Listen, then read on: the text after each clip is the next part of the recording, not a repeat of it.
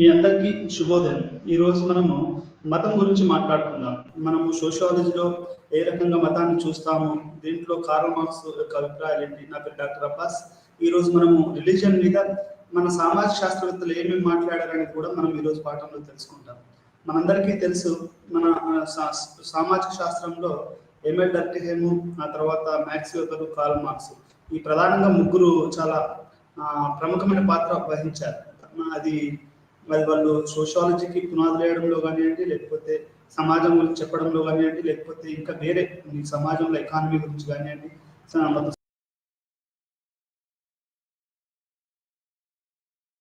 చేసి సిద్ధాంతీకరించారు. సమాజ సిద్ధాంతాన్ని ముగ్గురికి మనము చెప్పాలి. అయితే మీ అందరికీ తెలుసు, సమాజంలో మతం అనేది చాలా చాలా ముఖ్యమైనటువంటి విషయం. అటు మతం లేకుండా జనాలు ఉంటారా అంటే అది మనము ఉంటారు అని చెప్పొచ్చు, ఉండకపోవచ్చు. ఎందుకంటే నాకు తెలిసి ఇప్పుడు కొత్తగా ఏమవుతుందంటే యూరోప్ మొత్తంలో జనాలు మతాన్ని వదిలేసేసి రిలీజియస్ అయిపోతున్నారని కొత్తగా వస్తున్న రిపోర్ట్స్. యూకేలో కానీ యుఎస్లో కానీ ఈ మతాన్ని పక్కన పెట్టి అసలు అసలు ఏ మతం లేకుండా ఉంటున్నారు అనేది కొత్తగా మనకు వస్తున్నటువంటి వార్తలు. అయితే ఇక్కడ మనం అర్థం చేసుకోవాల్సింది ఏంటంటే, అది కొత్త ఒక ట్రెండ్ నడుస్తుంది. అసలు మతం అంటే ఏంటి, మతం అనేది ఏరా పుట్టింది, దాని వెనుకాల కారణాలు ఏంటి, అసలు దీని వెనుకాల మనం ఒక సోషియాలజిస్ట్గా ఎట్లా అర్థం చేసుకోవాలి. మరీ ముఖ్యంగా 20వ శతాబ్దంలో ఏమవుతుంది అంటే, ఎవరో అన్నారు ఏమని అంటే కల్చరల్ టర్న్ తీసుకుంది, ఎకనామిక్ టర్న్ అనేది ఉండేది 80s 90s వరకు. ఇప్పుడు కల్చరల్ టర్న్ అంటే ఒక సాంస్కృతికమైనటువంటి మలుపు తీసుకుంది భారతదేశం కానీ ప్రపంచం కానీ అంటున్నారు. ఏంటి ఈ యొక్క సాంస్కృతికమైనటువంటి మార్పు అంటే ఏంటి, అది మత మార్పు, కల్చరల్ సంస్కృతి ఏంటి అనేది కూడా మనం అర్థం చేసుకోవాలి. మతం అంటే ఏం లేదండి, అంటే చాలా చిన్నగా చెప్పాలి అంటే మతం అంటే కొన్ని నమ్మకాలు మరియు విలువలతో కూడుకున్నదే నమ్మకం. Some amount of beliefs and the values is called religion. ఇది కొన్ని రకాల మతాలు, కొన్ని రకాలైనటువంటి నమ్మకాలు మరియు కొన్ని రకాలైనటువంటి విలువలు, ఈ రెండింటిని కలిస్తే మనం మతం చెప్తాం. ఈ నమ్మకాలు విలువలు అనేవి ఒక్కొక్క మతానికి ఒక్కొక్క రకంగా ఉంటుంది. అసలు మతం అనేది లేకుండా ఏది కూడా, ఏ సమాజం కూడా మనజాలం అనేది కష్టం. అయితే ఈ నమ్మకాలు, ఈ విలువలు అనేది ఎట్లా ఉంటుంది అనేది దీనికి వ్యతిరేకంగా సైన్స్ అయితే ఉంటుంది. సైన్స్ అంటే హేతువాదం కానివ్వండి, అంటే హేతువాదం అంటే రేషనాలిటీ. మనకు ఇప్పుడు రాకెట్ మనం పంపించాము, రాకెట్ అనేది మతంతో ఏ కులాంతో సంబంధించింది కాదు, అది సైన్స్ అండ్ టెక్నాలజీ సంబంధించినటువంటి విషయం. కేవలం మనం మోటార్ సైకిల్స్ వాడతాం, అది సైన్స్ అండ్ టెక్నాలజీ. మనం వాచ్ వాడతాం, మనం బట్టలు వాడతాం, మనం పెన్నులు వాడతాం, కంప్యూటర్లు వాడతాం, ఇదంతా కూడా సైన్స్ అండ్ టెక్నాలజీ. ఒక పక్క నమ్మకాలు విలువలు ఒక పక్క ఉంటే, ఇంకొక పక్క శాస్త్ర సాంకేతిక అభివృద్ధి మరియు హేతువాదము, మానవతావాదము, స్త్రీవాదము, ఇంకా రకరకాలైనటువంటి వాదాలు ఇంకొక పక్కన ఉన్నాయి. ఈ రెండు కూడా ఎలా పనిచేస్తాయని కూడా మనం ఈ రోజు మన పాఠం తెలుసుకుంటాం. అయితే మరి ముఖ్యంగా మనం ఈ రోజు పాఠంలో ఏమర్థం చేసుకుంటామంటే, ఈ మతం మీద మన యొక్క ఫౌండింగ్ ఫాదర్స్ అంటే మన పునాదులు వేసినటువంటి తత్వవేత్తలు ఏమన్నారు అనేది ఇక్కడ మనం తెలుసుకోవాలి. కార్ల్ మార్క్స్ మొట్టమొదటిసారి చెప్పాలి అంటే, కార్ల్ మార్క్స్ చాలా పుస్తకాలు రాశాడు. The capital, communist manifesto, poverty of philosophy, ఆ తర్వాత ది సోషియోఎకనామిక్ ఫిలాసఫికల్ మ్యాన్స్క్రిప్ట్స్, ఇట్లా 4-5 పుస్తకాలు. The capital 1, volume 1, volume 2, volume 3, ఇట్లా 3 రకాలైనటువంటి పుస్తకాలు రాశాడు. కార్ల్ మార్క్స్ ఏం చెప్తాడు అంటే, మోడ్ ఆఫ్ ప్రొడక్షన్ ఏదైతే ఉత్పత్తి విధానం అనేది సమాజాన్ని అది ఎక్కువగా ప్రభావితం చేస్తుంది. మిగతా కళలు కానీ, లేకపోతే మన చట్టాలు కానీ, సంస్కృతి కానీ, ఇవన్నీ ఉపరితలంలో ఉంటాయి. ప్రాథమికంగా ఏంటి అంటే, ఒక వస్తువును ఉత్పత్తి చేసే విషయం ఏదైతే ఉందో మోడ్ ఆఫ్ ప్రొడక్షన్, అది దాన్ని బట్టే యొక్క సమాజం ఉంటుంది అనేది కార్ల్ మార్క్స్ చెప్తాడు. దాంట్లో మతం అనేది ఉపరితలంలో ఉంటుంది. మతం అనేది మతాన్ని బట్టి మనం సమాజాన్ని అర్థం చేసుకోకూడదు, మనం వస్తువులు ఉత్పత్తి చేసే పద్ధతిని బట్టి మనం సమాజాన్ని అర్థం చేసుకోవాలని కార్ల్ మార్క్స్ గారు అభిప్రాయపడ్డారు. ఆయన ఏం చెప్తాడు అంటే, ఈ మతం అనేది కూడా ఉన్నత వర్గాలు లేకుంటే ఈ యొక్క పెట్టుబడిదారులు, లేకపోతే భూస్వాములు, వీళ్ళకి ఇది మతం అనేది వాళ్ళ చేతుల్లో ఒక పావుగా ఉంటుంది. ఈ సమాజంలో వాళ్ళ యొక్క అభిప్రాయాన్ని గుద్దడానికి అని కార్ల్ మార్క్స్ చెప్తాడు. It is a tool in the hands of the people అని చెప్తాడు. ఇంకొకటి కార్ల్ మార్క్స్ ఏం చెప్తాడంటే ఆయన రష్యన్ గవర్నమెంట్ వ్యతిరేకంగా పోరాడాడు. ఎట్లా అంటే ఆయన యువకుడుగా ఉన్నప్పుడు, మ్యాగజైన్ ఎడిటర్గా ఉన్నప్పుడు ఈ రష్యా గవర్నమెంట్ చేస్తున్నటువంటి అరాచకాలకు వ్యతిరేకంగా కార్ల్ మార్క్స్ తన యొక్క వ్యాసాన్ని రాశాడు. దాంట్లో అప్పుడున్న రష్యన్ గవర్నమెంట్ వాళ్ళు ప్రొటెస్టెంట్స్, అంటే ప్రొటెస్టెంట్ మతం అనేది ఎట్లా అంటే ఆ ప్రొటెస్టెంట్ మతస్థులుగా పాలకులుగా ఉన్న రష్యన్ గవర్నమెంట్ ఏ రకంగా అణచివేస్తుంది అనేది కార్ల్ మార్క్స్ రాశాడు. అంటే ఆయన మొదటి నుంచే మతానికి వాటికి వ్యతిరేకంగా ఉన్నాడు అనేది మనకు ఇక్కడ చాలా స్పష్టంగా అర్థమవుతుంది. కార్ల్ మార్క్స్ ఏమంటాడు అంటే మతం గురించి, religion is opium of the people అన్నాడు. అంటే ప్రజలకి ఒక మత్తు మందు లాంటిది అని. మత్తు మంది అంటే ఎట్లా అంటే మనకి అన్నం లేకున్నా పర్లేదు, మన ఇల్లు లేకున్నా పర్లేదు, ఇంకేం లేకున్నా పర్లేదు అని మతం ఉండాలంట కొంతమంది. అంటే అంత పిచ్చి ఉంటుంది అన్నట్టు. దాన్ని మనం ఓపియం అంటే మనకు ఒకసారి డ్రగ్స్కో లేకుంటే దేనికన్నా లిక్కర్కో ఇంకేదైనా టొబాకోకో అలవాటు పడితే వాళ్ళు మన జనాలు ఇక దాన్ని మర్చిపోరు అన్నట్టు. ఇక అదే ఎవరో ఉంటారు. అట్లే మతం కూడా ఒక మత్తుమందు లాంటిదని కార్ల్ మార్క్స్ తన అభిప్రాయాన్ని చెప్పాడు. ఇది పెట్టుబడిదారులకు మరియు భూస్వాములకి వాళ్ళకి పనికొస్తుంది తప్ప ఇది ప్రగతికి పనికిరాదు అన్నట్టు కార్ల్ మార్క్స్ అభిప్రాయం చెప్పాడు.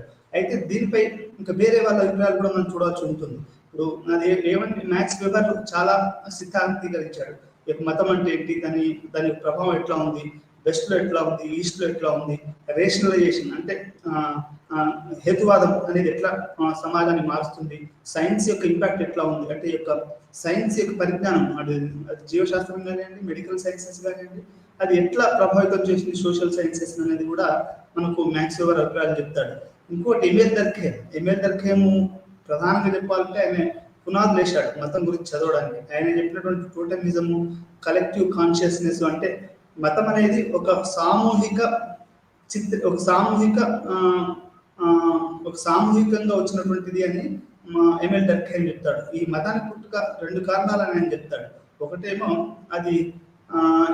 అదేంటంటే సాక్రెడ్, రెండోది ప్రొఫైన్ అని విషయాలు చెప్తాడు. అంటే ఇప్పుడు ఎమిల్ డర్ఖైమ్ ఎక్కువగా గిరిజన మతం మీద ఆయన ఎక్కువగా ఫోకస్ చేయడం జరిగింది. అది ఏ రకంగా ఉంటుందనేది కూడా మనం ఈరోజు పాఠం తెలుసుకుందాం. వెబర్కును ఎమిల్ దర్ఖైమ్ గల తేడా ఏంటో కూడా మనం తెలుసుకుందాం. వెబర్ ఏంటంటే ఆధునిక సమాజంలో, ఇండస్ట్రియల్ సొసైటీ అంటే పారిశ్రామిక సమాజంలో మతం ఎట్లా ఉందో చూస్తే, ఎమిల్ దర్ఖైమ్ గిరిజనులలో, గ్రామీణ ప్రాంతాలలో మతం ఎలా ఉందో తెలియడానికి ప్రయత్నం చేశాడు. ఉదాహరణకి గ్రామీణ ప్రాంతాలలో గొడ్రాయి ఉంటుంది. గొడ్రాయిని పెట్టడం అంటే అది ఒక పెద్ద కార్యక్రమం సామాన్య ఊర్లలో. అది మనం ఎమిల్ దర్ఖైమ్ దాని ప్రకారం చూడొచ్చు. కానీ మ్యాక్స్ వెబర్ సిటీలలో ఉంటుంది. మతం అనేది ఇక్కడ మీరు చూస్తే మీకు ధ్యాన మందిరాలు ఉంటాయి. ఇప్పుడు నేను పాండిచేరిలో పనిచేశాను. పాండిచేరిలో పనిచేసేటప్పుడు అక్కడ ఒక ధ్యాన మందిరం ఉంది. అదేంటి అంటే అక్కడ ఒక ధ్యాన మందిరం ఉంది. అంటే ఆ ధ్యాన మందిరం వేరుగా ఉంటుంది. అట్లా అంటే అరవిందో ధ్యాన మందిరం ఉంది. అంటే ఈ రకంగా సిటీలో మతం వేరు, పల్లెటూరులో మతం వేరు, గిరిజన గ్రామాలలో మతం వేరు, తర్వాత వేరే దాంట్లో మతాలు వేరు. ఇట్లా భిన్నమైనటువంటి అభిప్రాయాలని మనకు ఎమిల్ దర్ఖైమ్ గారు తెలియజేశారు. మతం మీకు తెలిసినట్లుగా విశ్వాసాలు మరియు అభ్యాసాల వ్యవస్థను కలిగి ఉంటుంది. అంటే ఇదేంటి అంటే విశ్వాసాలు, అంటే ఒక్కొక్క మతము ఒక్కొక్క విశ్వాసాన్ని మనం కలిగి ఉంటుందని చెప్పాలి. మతం అనేది విశ్వాసాలు మరియు అభ్యాసాల వ్యవస్థను కలిగి ఉంటుంది. అంటే విశ్వాసం అనేదే చాలా చాలా ముఖ్యం. ఇప్పుడు ముస్లింలలో అయితే ఎవడైనా ముస్లింలలో విశ్వాసం లేకపోతే, అంటే దేవుని పట్ల విశ్వాసం లేకపోతే అతని కాఫీర్ అంటారు. అతను అంటే మతం నుంచి వెలివేయబడతాడు. అదే హిందూ మతంలో కూడా దేవుడు ఆ తర్వాత ఈ నమ్మకపోతే వాడిని అవిశ్వాసి అంటారు. అంటే ప్రతిది కూడా విశ్వాసాన్ని బట్టి ఉంటుంది. ఇది ప్రపంచం, మనం పునర్జన్మ ఉంటుంది, మనము బ్రహ్మచర్యం చేయాలి, గృహస్థం చేయాలి, తర్వాత సన్యాసం తీసుకోవాలని కొన్ని విశ్వాసాలన్నీ హిందూ మతంలో ఉన్నాయి. అదేవిధంగా ఇస్లాంలో కొన్ని విశ్వాసాలు ఉన్నాయి. ఇస్లాంలో విశ్వాసాలు, క్రిస్టియానిటీలో ఇంకొన్ని విశ్వాసాలు ఉన్నాయి. వాళ్ళు ఏంటంటే ట్రినిటీ అంటారు. ట్రినిటీ అంటే దేవుడు, దేవకుమారుడు, పవిత్రాత్మ అనే ఈ యొక్క 3 విశ్వాసాలను వాళ్ళు నమ్ముతారు. ఆ తర్వాత వాళ్ళు చర్చిలకు వెళ్తారు. అది వాళ్ళ విశ్వాసం. ఇట్లా అభ్యాసాలు అంటే వాళ్ళు ప్రాక్టీస్ కూడా చేస్తారు. ఆ విశ్వాసాలు ఉండడమే కాదు, వాటిని వాళ్ళ జీవితంలో అన్వయించుకొని వాటిని అభ్యసిస్తూ ఉంటారు. ఇది మతానికి సంబంధించినటువంటి విషయం. సిక్కులు ఉన్నారు. ఉదాహరణకి సిక్కులు ఏం చేస్తారండి, సిక్కులు ఏంటంటే ఒక కృపాను, ఆ తర్వాత వాళ్ళ యొక్క గురు గ్రంథం ఏదైతే ఉందో, గురునానక్ ఏదైతే చెప్పారో ఆ గురునానక్ చెప్పినటువంటి విషయాలన్నింటినీ కూడా వాళ్ళు అభ్యసిస్తారు. వాళ్ళు మన గురుద్వారాకి వెళ్తారు, 5 ఏదైతే ఉందో గడ్డం పెట్టుకుంటారు, ఇప్పుడు క్యాప్ పెట్టుకుంటారు. మీరు మన్మోహన్ సింగ్ చూసే ఉంటారు. అంటే ఒక ఆయన అది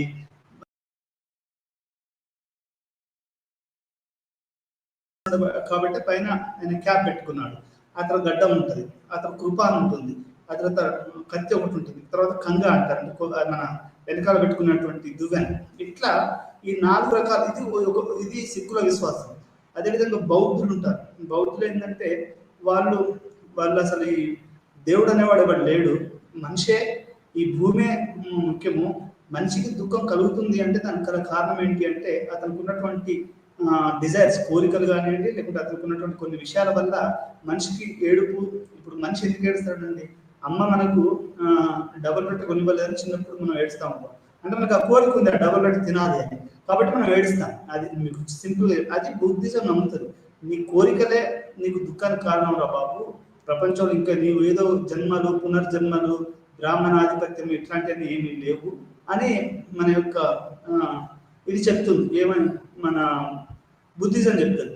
జైనిజం కూడా అదే ఒక రకంగా జైన తీర్థాంకుడు చెప్పినటువంటి వాటిని అది జైన మతము ఫాలో అవుతుంది. ఈ రకంగా ఇంకా మనం క్రిస్టియానిటీ తీసుకుంటే, లేకపోతే కన్ఫ్యూషనిజం తీసుకుంటే, జపాన్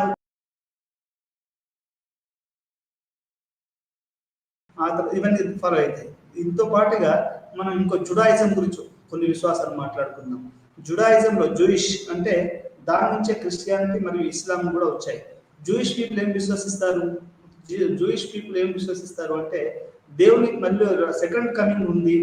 అప్పుడు మనం చేసిన పాపాలను పోయి కొత్త మానవుడు పుడతాడు. ఆ కొత్త మానవుని యొక్క దాన్ని బట్టి సెకండ్ కమింగ్ అనేది మన జూయిష్ పీపుల్ నమ్ముతారు. They believe in second coming. కానీ క్రిస్టియన్స్ జీసస్ ని నమ్ముతారు. సెకండ్ కమింగ్ వాళ్ళు కూడా నమ్ముతారు అనుకుంటాను. అయితే ఇట్లా జూయిష్ పీపుల్ కి కొన్ని విశ్వాసాలు ఉన్నాయి. పోరుకు తినకూడదు, గడ్డం పెంచాలి, ఆ తర్వాత ఇవన్నీ కూడా కొన్ని ఓల్డ్ టెస్టమెంట్ అంటారు దాన్ని. అంటే అబ్రహాం కాలం నుంచి వస్తున్నటువంటి విశ్వాసాలు అవన్నీ. ఇప్పుడు ముస్లిమ్స్ పోర్కు తినకపోవడానికి గల కారణం ఏంటంటే అది ఓల్డ్ టెస్టమెంట్ లో బ్యాన్. ఓల్డ్ టెస్టమెంట్ నుంచే క్రిస్టియానిటీ, ఇస్లాం వచ్చింది కాబట్టి ఇస్లాంలో కూడా పోర్కుని బ్యాన్ చేయడం అనేది జరిగింది. అంటే పోర్కుని తినకూడదు అనేది, పంది మాంసం తినకూడదు అనేది ఒక విశ్వాసం. అది ఇస్లాంలో అది చాలా ప్రధానమైనటువంటి అది విశ్వాసం. అదేవిధంగా జుడాయిజంలో కూడా ఈ యొక్క పోర్కుని, పంది కూరను తినకూడదు అనేది ఒక విశ్వాసం. ఈ రకంగా ప్రతి మతము, అది కూడా కొన్ని విశ్వాసాలు, కొన్ని నమ్మకాలు, కొన్ని అభ్యాసాల మీదనే ఈ యొక్క మత వ్యవస్థ ఆధారపడి ఉంటుంది అనేది మనం అర్థం చేసుకోవాలి. ఇప్పుడు ఏ మతాన్ని కూడా మనం ఇప్పుడు కొన్ని విశ్వాసాలు ఏం చెప్తాయంటే విగ్రహారాధన చేస్తారు. ఎట్లా అంటే రాముని, సీతని, లేకుంటే ఇట్లా విగ్రహాలు. అది హిందూ మత విశ్వాసం, బ్రాహ్మణ్య విశ్వాసం. దాన్ని మనం ఎవరు ఏమనకూడదు. ఎవరి విశ్వాసాలు వాళ్ళు అభ్యసిస్తారు. ప్రతిరోజు కొన్ని కోట్ల మంది రకరకాలైనటువంటి గుడులకు వెళ్తుంటారు. అక్కడ ఉన్నటువంటి విగ్రహాల దగ్గర ప్రార్థనలు చేస్తారు, వాళ్ళ యొక్క కోరికలు చెప్తారు, వాళ్ళు బాగా జరిగితే వాళ్ళు అది చేస్తారు. ఇది ఒక విశ్వాసం, హిందూ మత విశ్వాసం. అంటే అదే ముస్లింలకి విశ్వాసం చూసాం మనం, అది క్రిస్టియానిటీకి విశ్వాసం. జూయిష్ పీపుల్ ఎట్లా విశ్వసిస్తారు, ఇట్లా క్రిస్టియన్లు ఏం విశ్వసిస్తారు, ఇట్లా మనము రకరకాల విశ్వాసాల మధ్యలో మనము జీవిస్తున్నాము. మళ్ళీ వాళ్ళ యొక్క అభ్యాసాల మధ్యలో మనం జీవిస్తున్నాం. మీరందరూ చూస్తూనే ఉంటారు, శ్రీరామనవమి అప్పుడు పెద్ద ర్యాలీ తీస్తారు, ఆ తర్వాత మొహరం అప్పుడు పెద్ద ర్యాలీ తీస్తారు, క్రిస్మస్ అప్పుడు అది కూడా పెద్ద ర్యాలీలు చేస్తూ ఉంటారు, సిక్కులు ర్యాలీలు తీస్తూ ఉంటారు, ఆ తర్వాత పోస్టర్లు చేస్తూ ఉంటారు, లేకుంటే ఉరుసులు చేస్తూ ఉంటారు, సూఫీలు ఉరుసులు చేస్తూ ఉంటారు. ఇట్లా అంటే రకరకాల విశ్వాసాలు, రకరకాల అభ్యాసాలు అనేటివి మతాలలో ఉంటాయి. ఈ మతం అంటే ఎంత ప్రధానంగా ప్రభావితం చేసే మతం, మన యొక్క సామాజిక శాస్త్రవేత్తలు ఏం మాట్లాడారు దీని గురించి అనేది కూడా మనం ఈ రోజు పాఠంలో తెలుసుకుంటాము.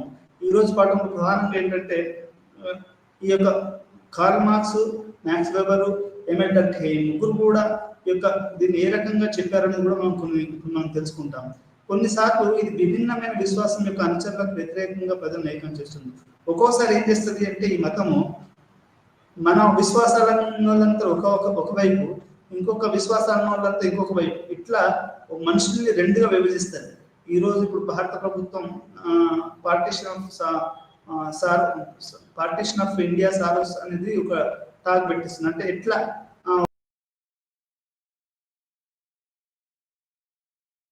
జరిగింది అంటే ఇట్లా విశ్వాసం అనేది ఏం చేస్తుందంటే వేరే విశ్వాసాలకు వ్యతిరేకంగా ఒక సమూహంగా మనుషుల్ని ఏకం చేయడానికి ఏకం చేస్తుంది.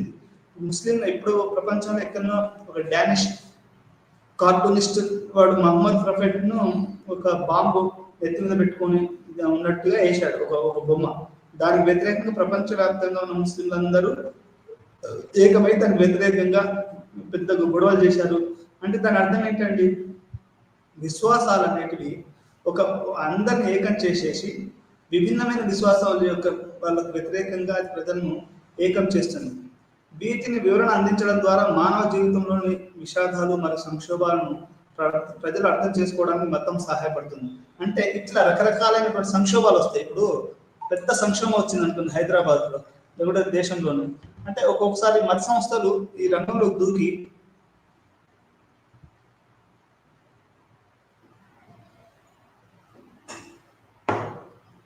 మత సంస్థలు కొన్ని రంగంలో దూకి ప్రజలకు సహాయం చేయడానికి ప్రయత్నిస్తూ ఉంటాయి. సంక్షోభాలు వస్తాయి.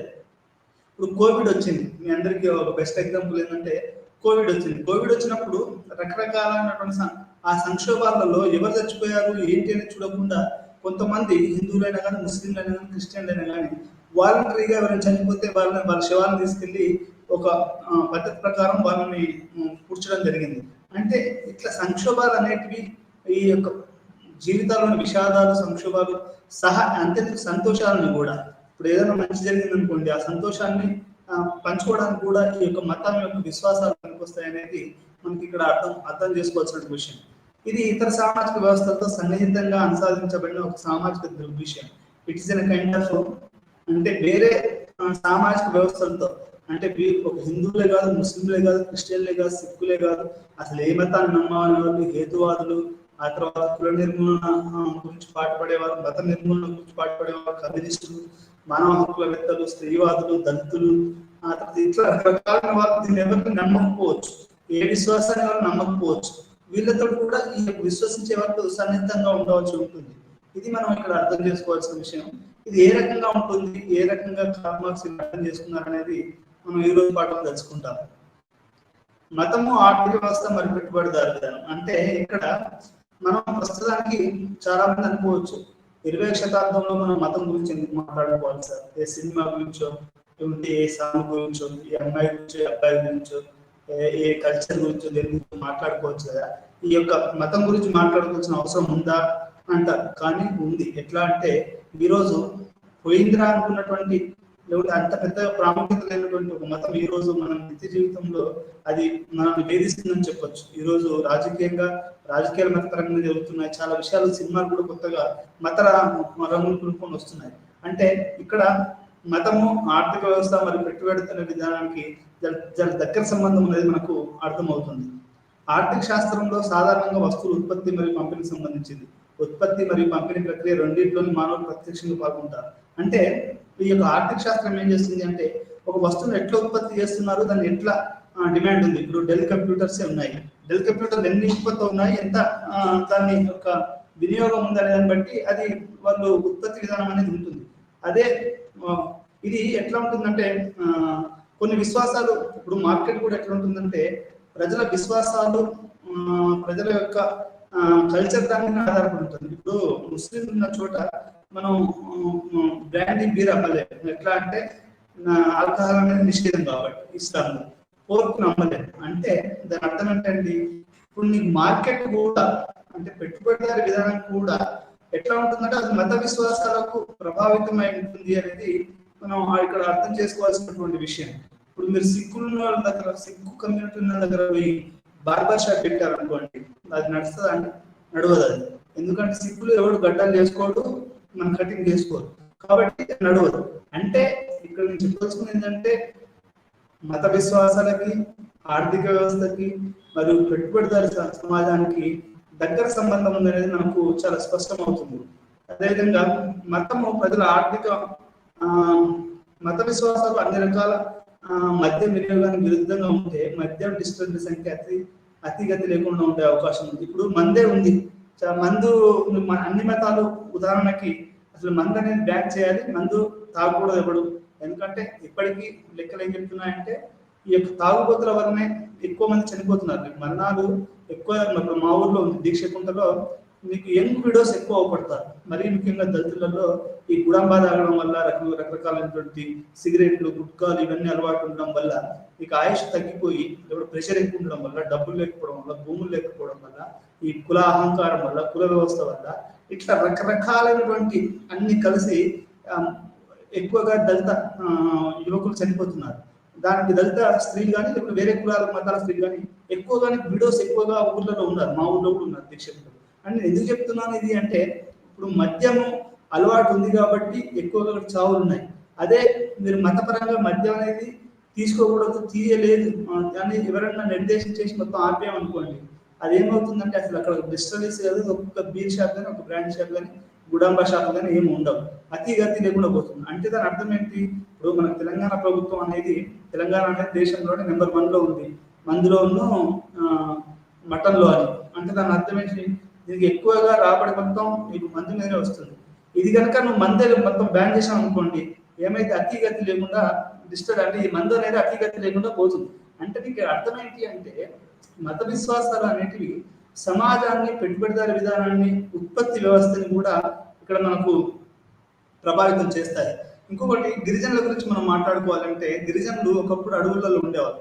కానీ ఇప్పుడు ఈ వేదాంత కంపెనీలు, రకరకాల కంపెనీలు రావడము, ఆ కంపెనీల వాళ్ళు యొక్క అదేంటి మ్యాంగనీస్ అని, అదని ఈరోజు వాళ్ళ భూముల మధ్య అన్యాక్రాంతం అయిపోయి వాళ్ళు హైదరాబాద్కి రావడము, లేకపోతే గిరిజనేతర ప్రాంతాలలో వాళ్ళు జీవించడం జరుగుతుంది. అంటే దీన్ని రకరకాలైనటువంటి వాళ్ళు భూపరాయకరణ, పేదరికం వల్ల చాలా కొత్త ఆరాధనలు ఉద్భవించాయి. ఇప్పుడు ఈ రోజులలో ట్రైబల్స్ ఎక్కువగా ఎందుకు వేరే కొత్త మతాల పట్ల విశ్వసిస్తున్నారంటే, వాళ్ళకి వేరే ఉన్న దాంట్లో వాళ్ళకి అవకాశం లేక కొత్త ప్రవక్తలను వాళ్ళు ఈ సంక్షోభ పరిస్థితిని ఎదుర్కోవడానికి వాళ్ళు ఆసరా తీసుకుంటున్నారని మనం అర్థం చేసుకోవచ్చు. కొత్త ఆరాధన స్థాపించడం ప్రారంభించారు. వాళ్ళకి సొంత ఆరాధన అంటే వాళ్ళే ఒక కొత్త మతాన్ని, విశ్వాసాన్ని దీన్ని బట్టి వాళ్ళు ఉత్పత్తి చేస్తున్నారు. ఎందుకంటే వాళ్ళ భూములు లాక్కున్నారు, వాళ్ళ గిరిజన స్త్రీలను. ఇప్పుడు మణిపూర్లో ఏం జరుగుతుంది అంటే, అక్కడ గనులు ఉన్నాయనేది అక్కడ ఒక సిద్ధాంతం ఏం చెప్తుంది అంటే, అక్కడ రకరకాల మైన్స్ ఉన్నాయి కాబట్టి అక్కడ ఉన్నటువంటి చైనీ కుకీస్ ని దాన్ని ఖాళీ చేస్తే దాన్ని పెట్టుబడిదారులకు అది అప్పనంగా అందియొచ్చు అనేది ఒక వాదన నడుస్తుంది. అంటే అక్కడ ఏంటి, వాళ్ళంతా పరాయీకరణ, లేకుంటే మొత్తం భూమిని కోల్పోవడము, ఇట్లాంటివన్నీ జరుగుతుంది. అంటే ఈ రకంగా అట్లాంటి పరిస్థితుల్లో కొత్త వాళ్ళు దేవుళ్ళని, కొత్త విశ్వాసాలని వాళ్ళు అర్థం చేసుకోవడానికి ప్రయత్నం చేస్తున్నారు. ఇట్లాంటి విశ్వాసాలు, ఉత్పత్తి, విలువలు, పంపిణీ ఇవన్నీ కూడా ఒకదానికొకటి ఎట్లా అంటే, ఇది అమీబాబా కనుక ఎట్లా అయితే ఇట్లా నడుస్తుంది, ఎటువైపు అంటే అటువైపు, ఈ పెట్టుబడిదారు విధానం కూడా ఎట్లా ఉంటుందంటే, మతము, ఆ తర్వాత దాని విలువలు, విశ్వాసాలు, లేకపోతే ఏదైనా కానీ అది ఎట్లా మారుతూ ఉంటే ఇది కూడా అట్లా ఈ అమీబా లాంటిది అన్నట్టు. పెట్టుబడిదారు విధానం నాకు తెలిసి అమీబా లాంటిది. ఈ అమీబా ఎట్లా పోతుంది అంటే, విశ్వాసాలు అవి ఎట్లా మారితే ఇది కూడా అట్లా మారుతూ ఉంటుంది. ఈ రకంగా మనకు పెట్టుబడిదారు విధానం ఉంటుంది అనేది మనం అర్థం చేసుకోవాల్సి ఉంటుంది. ఎందుకంటే ఉత్పత్తి, పంపిణీ, ఇప్పుడు నీకు డిమాండ్ ఉంటేనే కదండి వాడు మందు ఉత్పత్తి చేసేది. వాడైతే మొత్తం ఎక్కువ ఉత్పత్తి చేసేది అంతా తీసుకెళ్ళి ఏ పెంటలోనో పడేయాడు కదా, ఏ ఊర్లోనో ఏ చెరువులో పడేయాడు కదా. అంటే నీకు ఏంటి అంటే, నీ యొక్క ఉత్పత్తి అనేది అది విశ్వాసాలను బట్టి ఉంటుంది. అక్కడ నీ తాగుడు ఎక్కువ ఉంటే ఎక్కువ ఉంటుంది. నేను ఒక సినిమా చూస్తున్నా, వాడు గన్నులు ఉత్పత్తి చేస్తూ ఉంటాడు. అంటే డిమాండ్ ఉంది, వాళ్ళు తక్కువగా వాడు ఇస్తూ ఉంటాడు. ఒక తెలుగులో థామస్ సినిమా చూస్తున్నాను, దాంట్లో ఇదన్నీ చూపిస్తున్నాడు. అంటే నీకు డిమాండ్ ఎక్కువ ఉంది కాబట్టి వాడు ఉత్పత్తి చేస్తున్నాడు, నీకు తక్కువలో వాడు ఉత్పత్తి చేయడానికి ట్రై చేస్తున్నాడు. ఈ రకంగా సమాజం అనేది మత విశ్వాసాల మీద నీకు మార్కెట్ ఆధారపడి ఉంటుంది. విశ్వాసాల మీదనే ఇవన్నీ ఆధారపడి ఉంటాయని మనకు అర్థం చేసుకోవాల్సినటువంటి అవసరం ఉంది. మత విశ్వాసాలు, విలువలు ఉత్పత్తి మరియు పంపిణీ, వినియోగం యొక్క ప్రక్రియలను ప్రభావితం చేస్తున్నాయన్నప్పటికీ నిరూపించబడింది. అంటే దీని అర్థం ఏంటంటే, పెట్టుబడిదారి విధానం అనేది మత విశ్వాసాలు, ఆ తర్వాత ప్రజల యొక్క విశ్వాసాలను ఆధారపడి ఉంటుంది. అది అనేది మనం ఇక్కడ చాలా పెట్టుబడిదారి విధానానికి, ఉత్పత్తి విధానానికి, ఆర్థిక వ్యవస్థకి మరియు మతానికి చాలా చాలా దగ్గర సంబంధం ఉందనేది అది పెనవేసుకుపోయింది. దగ్గర సంబంధం కంటే ఆ పెనవేసుకుపోయినటువంటి సంబంధాలను మనం అర్థం చేసుకోవాల్సిన అవసరం ఉంది. ఇప్పుడు ఉత్పత్తి మరియు పంపిణీ అనేది సమాజం యొక్క సాధారణ వినియోగ లక్షణంపై ఆధారపడి ఉంటుంది. అంటే ఒక వస్తువు యొక్క ఉత్పత్తి, ఇప్పుడు పిల్లలకి మొన్న ఒకరు అంటున్నారు జిఎస్టీలో ప్రధానమంత్రి ఒక లెటర్ రాశారు చిన్న పిల్లలంతా, ఏమని, జిఎస్టీ పెన్సిల్ మీద తగ్గించండి అని. అంటే ప్రతి పిల్లోడు పెన్సిల్ చాక్ పీస్ వాడతాడు. 140 కోట్ల 20 కోట్ల మంది పిల్లలు ఉంటే ఆల్మోస్ట్ ప్రతి ఇంట్లో పెన్సిల్ ఉంటుంది. అంటే ప్రతి పెన్సిల్ ఉత్పత్తి అనేది ఇక్కడ మనం సమాజం సాధారణ వినియోగం అది దానికి రేట్ పెరిగింది అనేది పిల్లలు అంత గొడవ చేస్తున్నారు. అంటే దీని అర్థం ఏంటి అంటే, మీకు ఇక్కడ మతాలకి, చదువుకి, మార్కెట్కి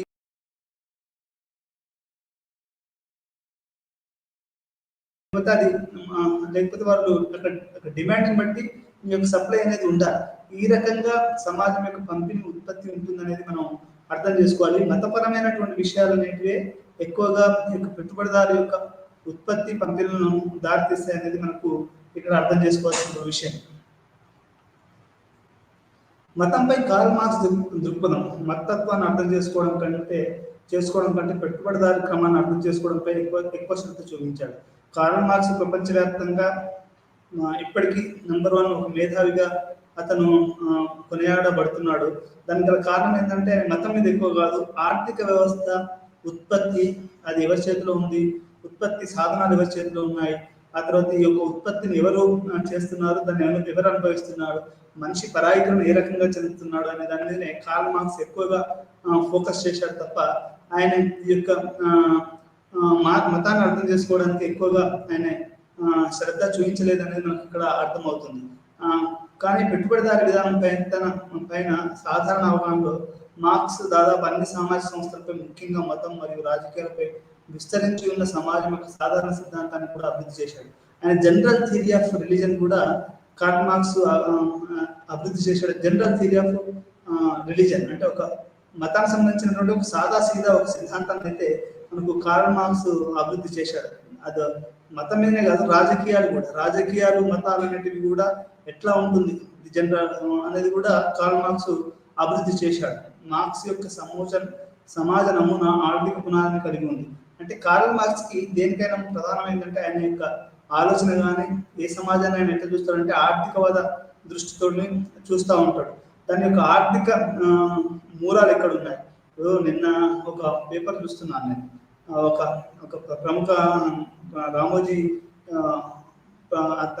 రామోజీ ఫిల్మ్ సిటీ అతను ఆంధ్రప్రదేశ్ ప్రభుత్వాన్ని తిడుతున్నాడు. ఏమని, మార్గదర్శి అనేది చట్టబద్ధంగా నడుపుతున్నాము, మీరు మా ఆర్థిక మూలాలని దెబ్బతీయాలనుకుంటున్నారు, అంటే మా ఉత్పత్తిని, మా పేపర్ని, మా టీవీని, వాటిని దెబ్బతీయాలనుకుంటున్నారు కాబట్టి మీరు పునర్నిర్మించాలని చెప్పారు.